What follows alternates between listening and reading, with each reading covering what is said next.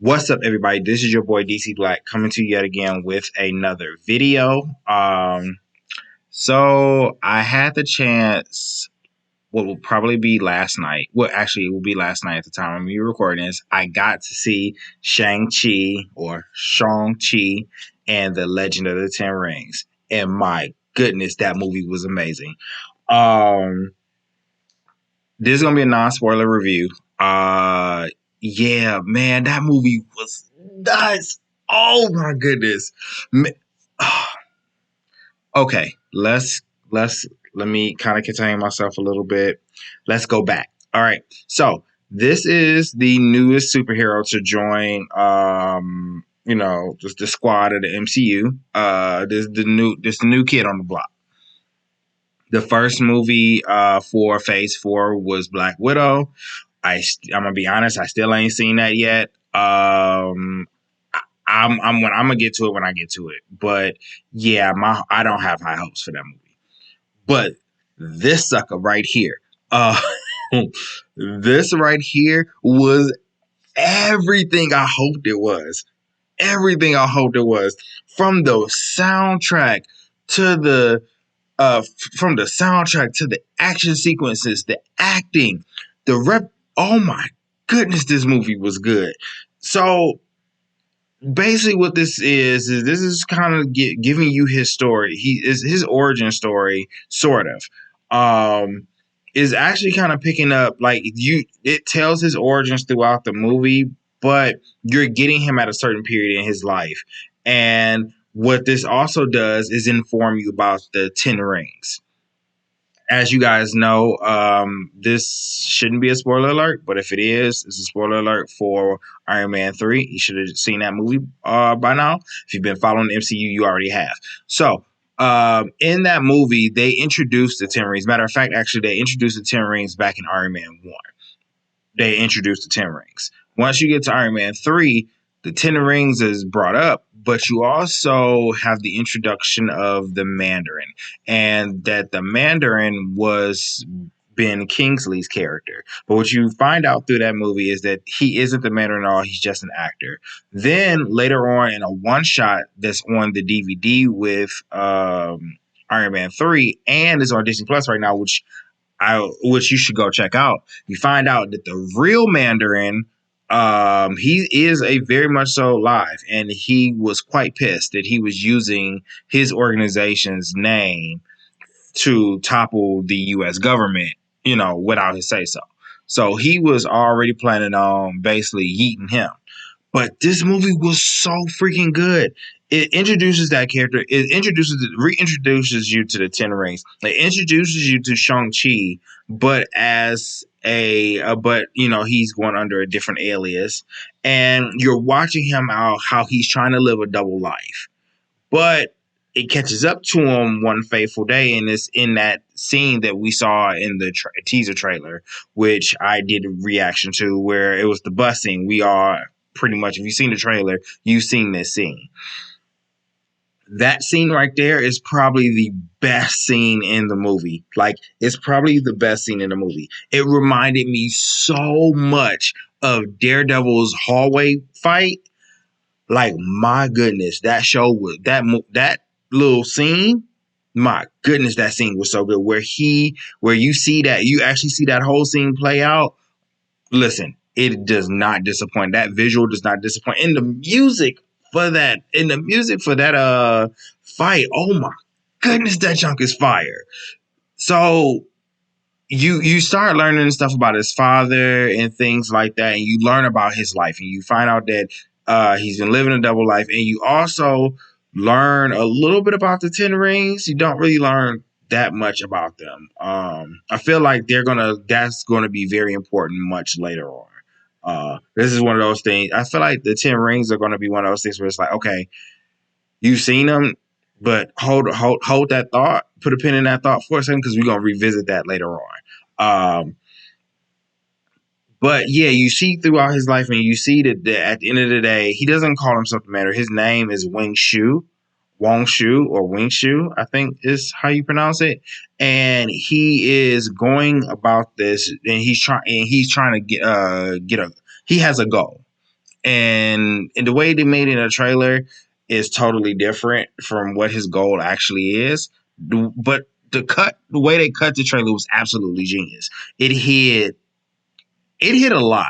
I will say this: the trailer did not give a lot away. It really hit a lot, and it was very, very, very, very good at at his job.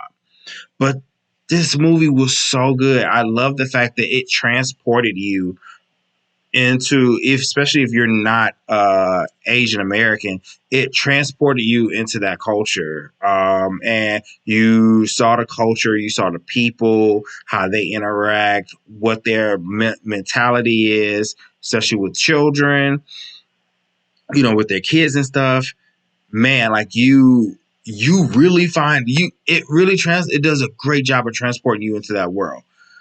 As I said before, and I cannot stress this enough, the action scenes in this movie are superb. I think in my trailer reaction, I said that I feel like this would be like Crouching Tiger, Hidden Dragon meet if Disney made a Crouching Tiger, Hidden Dragon movie. It is definitely that. I it is that it's that for sure. I would say it's not as fantastic. It's more fantastical. There's is more on the fantastical side rather, but it's definitely Crouching Tiger, Hidden Dragon. Basically, it was so freaking neat, dude. I cannot stress this enough. That bus scene is literally top notch. It's one of the best scenes. This is the best scene in the movie for me. I don't know about anybody else. Other people may have other scenes, but for me, that was the best movie. That was the best scene in the movie, hands down. Um, this movie also has great acting. Like Michelle Yao is in this. She does a great job. I would say the standout actor is, I don't know, like Aquafina did a really good job too, but I don't know. I like Wing Shu's character. Like special. Oh my goodness. So there's this one moment you're gonna see in the movie when they do the reveal about when they kind of talk about like his parents and stuff, and they kind of talk about his mom. There's this one moment where he walks in. This dude walks into they actually showed it where the scene in the trailer where where he smashes the table. That scene where he walks into the room, it's like, yo, this dude walk into the room, you know he is the man. Like, he's that deal when he walk into the room. Like, understand, you probably gonna catch them. If he walks in the room and he wants you, you're probably about to catch these hands. And it's okay. You just gonna have to go ahead and take it and hope he don't kill you because you taking an L today. And I loved his character. Like I really loved Winshu's character. Yeah, I cannot think of this guy's name for the life of me. I cannot think of his name. Um yeah, like he was so good in his role. Like how he was the bad he was the villain, but you understood and you could understand the emotional side to why he made a lot of the choices that he made.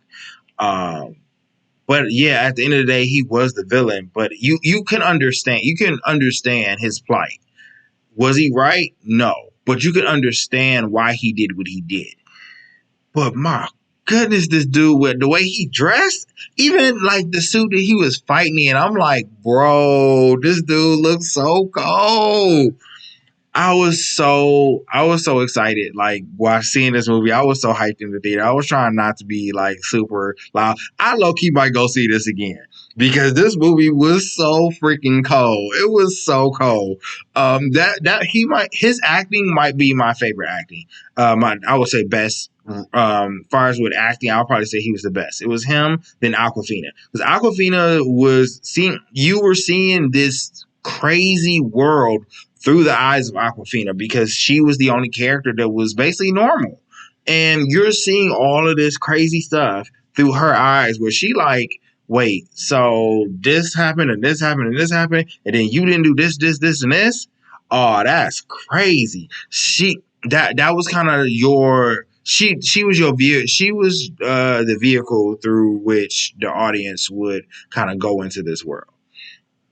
There's definitely a few surprises throughout this movie. Is one surprise that I saw. I knew Ben Kingsley was in the movie, but how he was used was interesting. I will leave it at that. It was interesting. Um, there are two post credit scenes. So there's a mid credit scene after like the main credits go, where it kind of shows you the title of the film again. They have those credits. Both of them are important. The first one is important, and within it, there's a gag. There's the gag credit scene too. There's the gag portion of that post credit scene, which is hilarious. Um, then you have the post credit. Then you have the after credit scene, and that after credit scene, man, I was hyped. Listen, Marvel. If anybody from Marvel stumbled upon this video, please give me a mini series about the Ten Rings. If you don't give me a mini series, at the very, very, very least, have the Ten Rings show up with the hand. I can't even imagine like how they had the hand in the Daredevil TV show. Imagining the 10 rings and the hand having like a war, and then you have in New York, and then like you have some of the street level characters having to like be in the middle of that. Wild. Like my brain would just melt because it would just be so cool. Especially with who's it. I'm not even gonna say it. Just listen, watch. Just stay in the theater until all the credits go, and then that scene ends. You would thank me. This mid credit scene though, I don't. This mid credit scene kind of took me by. So I don't know what they trying to say with this. It's almost like them being their orientation to the MC, Shang-Chi and Aquafina's character and Katie, uh, orientation into the MCU is kind of weird because two of the other MCU characters show up and then they make it seem like they're like super old and just like, oh, hey kids, welcome to the club. I hate that. I hate that so much. Especially with the two characters they had show up. Anyway, um, yeah, I love this movie. Like, this movie's really freaking good. I was not trying to do this. This review is already 13 minutes. I was not trying to go that long. Also, don't really expect. Abomination was in the trailer. Don't really expect much from him. I'm gonna just be totally honest. Don't really expect much. Wong was there as well. Wong Wong is in the movie, but not that much. He's really not that much in the movie. Um, Things I didn't like, they had the CGI fest at the end. The CGI big villain fight at the end. I wish they would have kept it just with Wong Shu and Shang-Chi. Just kept the main battle between them two. And that was your fight, and there was like no, I mean, it was CGI because of the 10 rings, but it kept it with just those two and no extra fluff stuff. Um, but at the end, there was a scene that happened with the fluff that I was like, Shang-Chi is that man. There's a reason why in Marvel Shang-Chi is literally like known as the best hand-to-hand combatant in Marvel, period. There's a reason for that. And in this movie, it really displayed that for me. So yeah, like it was really good. I really enjoyed myself. And yeah, like I would definitely say like this was my movie. I loved it. So if I was gonna rate this, I am giving this movie an A minus. So you guys, if you like what you see here, like what you've seen here, please hit that like button, subscribe to the channel, and I will see you when I see you.